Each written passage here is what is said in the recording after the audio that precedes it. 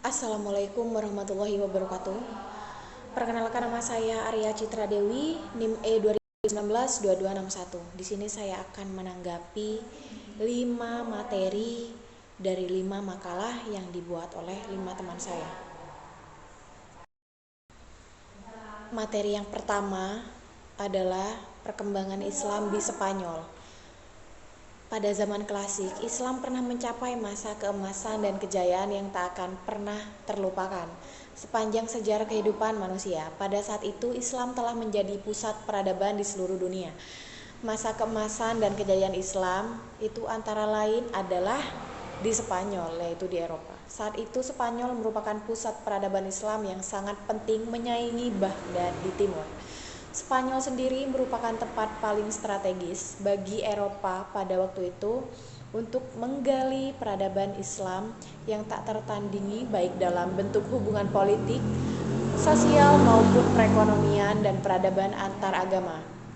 Orang-orang Eropa menjadi saksi sejarah bahwa Spanyol di bawah panji Islam jauh meninggalkan negara-negara tetangganya yang lain di Eropa, terutama dalam bidang pemikiran, sains, dan peradaban. Selain itu, peradaban di Spanyol yang ditinggalkan yaitu bangunan-bangunan fisik. Selanjutnya, dari wilayah Spanyol ini mengalir banyak sekali berbagai pengetahuan untuk memajukan dan memperbaiki segala ketertinggalan dan bahkan mencapai kejayaan hingga abad ini seperti yang kita alami saat ini. Materi yang kedua adalah perang salib. Perang salib adalah serangkaian perang antar agama antara Islam dan Kristen selama hampir 2 abad sebagai reaksi Kristen Eropa terhadap Islam di Asia. Perang ini terjadi karena kota-kota dan tempat suci kaum Kristen itu diduduki oleh kaum Islam seperti di Suriah, Asia Kecil, Spanyol dan Sisilia, terutama kota suci Baitul Maqdis atau Yerusalem di sana. Perang salib itu diambil karena militer pasukan salib itu menggunakan salib dalam peperangannya atau membawa salib ketika berperang. Perang salib 1 dimulai ketika Paus Urbanus II itu terpilih pada tahun 1108 Masehi dan menjadi penguasa yang sangat dipatuhi semua kaum Kristen pada saat itu. Ia mengajak semua pemimpin untuk melakukan peperangan melawan kaum muslim untuk merebut Baitul Maqdis.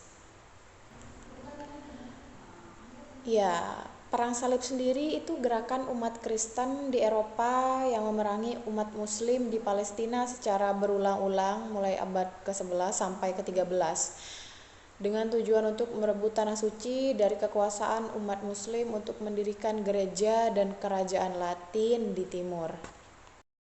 Materi yang ketiga adalah Islam Nusantara atau Islam Indonesia. Itu suatu wujud empiris Islam yang dikembangkan di Nusantara saat ini sejak abad ke-16 sebagai hasil dari interaksi terhadap ajaran dan nilai-nilai Islam yang sangat luas dan universal.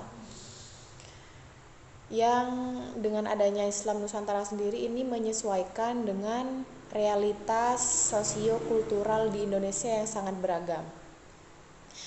Istilah Islam Nusantara ini sendiri secara resmi diperkenalkan oleh organisasi Islam yaitu NU atau Nahdlatul Ulama pada tahun 2015 sebagai bentuk dari penafsiran masyarakat Islam global yang selama ini didominasi oleh perspektif Arab dan Timur, sehingga Islam di Indonesia sendiri ini memiliki ciri khas yaitu Islam Nusantara.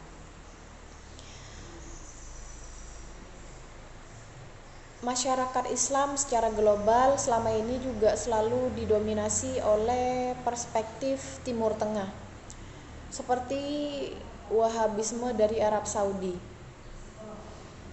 Islam Nusantara sendiri ini sebagai definisi Islam yang sangat mempertimbangkan budaya dan adat istiadat lokal yang ada di Indonesia.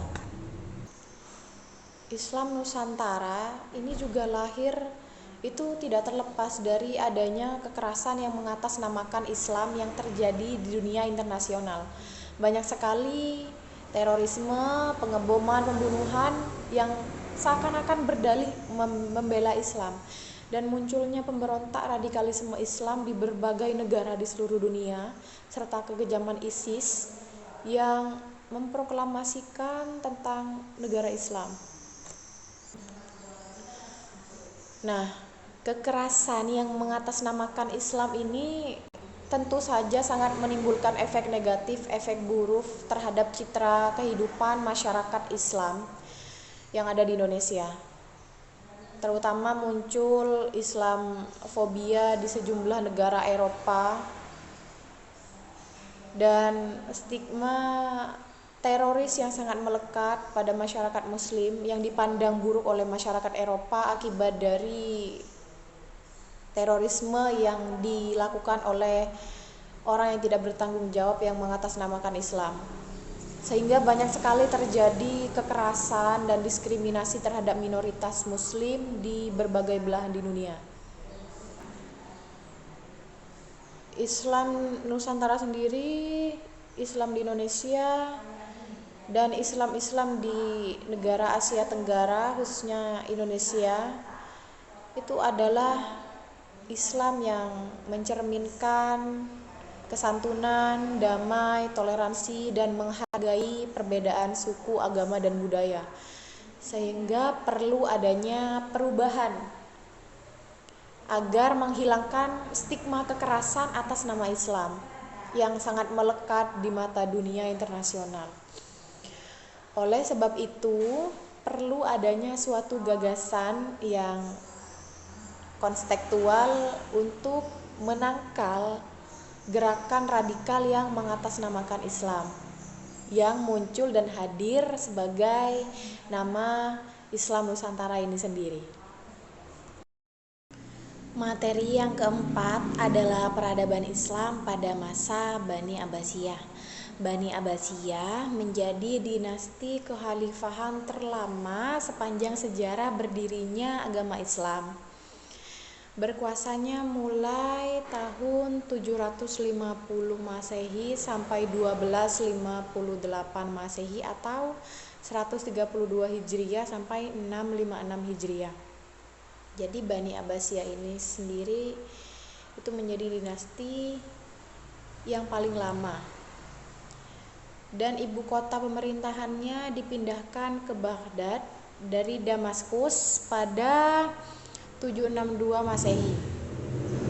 Dalam sejarah berdirinya dinasti Abbasiyah, mereka memerintah seluruh Asia Barat dan Afrika Utara. Dinasti Abbasiyah sendiri ini berdiri setelah berhasil menaklukkan dinasti Umayyah, yaitu sang penakluk adalah keturunan Al-Abbas yang menjadi pendiri dinasti Abbasiyah. Namanya adalah Abdullah Al-Safah bin Muhammad bin Ali bin Abdullah bin Al-Abbas. Kelompok Abbasiyah ini merasa lebih layak memegang kekuasaan daripada Bani Umayyah karena mereka merasa berasal dari Bani Hashim yang garis keturunannya dengan Nabi Muhammad itu lebih dekat. Nah, pada saat itulah sejarah runtuhnya Bani Umayyah itu dimulai.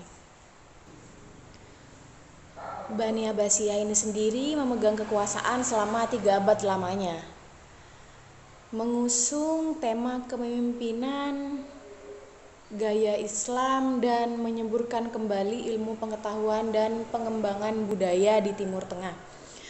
Dan pada masa ini pula umat Islam banyak melakukan kajian kritis terhadap ilmu pengetahuan sebelum adanya sekolah dan universitas yang kemudian dikenal sebagai lembaga pendidikan formal. Dalam dunia Islam ini sendiri sebenarnya telah berkembang lembaga-lembaga pendidikan Islam yang bersifat non-formal. Lembaga ini berkembang terus dan bahkan bersamaan dengan berkembangnya lembaga pendidikan non-formal yang semakin luas. Materi yang kelima adalah peradaban Islam pada masa Khilafah Rashidah. Sakifah Bani Sa'idah menjadi saksi awal terbentuknya Khilafah Rasyidah sebelum Nabi Muhammad SAW wafat. Beliau tidak berpesan secara khusus tentang pergantian kepemimpinannya. Ketiadaan pesan khusus itulah yang mendorong umat Islam secepatnya harus mencari pengganti ketika Nabi Muhammad wafat. Ketika itu Ahlul Bait atau keluarga Nabi menyelenggarakan jenazah Nabi. Sementara itu para sahabat berkumpul untuk melaksanakan suatu hal yang sifatnya penting. Penyelenggaraan jenazah hukumnya itu adalah fardu kifayah. Maka dapat diwakili oleh beberapa orang, namun untuk memilih pengganti Nabi agar tidak terjadi kegoncangan dan kekacauan di kalangan umat muslim, alangkah lebih baiknya para sahabat berkumpul dan mengadakan pertemuan di Sakifah Bani Sa'idah untuk melakukan musyawarah mengenai siapa yang akan menggantikan Nabi sebagai pemimpin umat selanjutnya. Setelah Nabi Muhammad SAW wafat, kepemimpinan umat itu diteruskan oleh para Khulafaur Rasyidin. Mereka adalah Abu Bakar As-Siddiq, Umar bin Khattab, Utsman bin Affan, dan Ali bin Abi Thalib.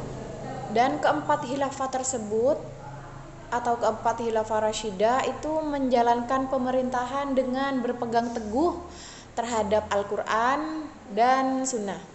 Mereka juga merupakan suri tauladan umat muslim sekaligus gambaran pemimpin yang sangat ideal yang sangat-sangat sulit ditemukan pada masa saat ini.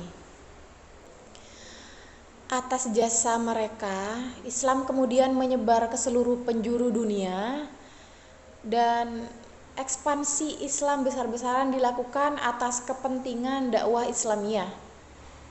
Dari semangat itulah yang menghantarkan Islam kepada sebuah masa yang gemilang dan berjaya.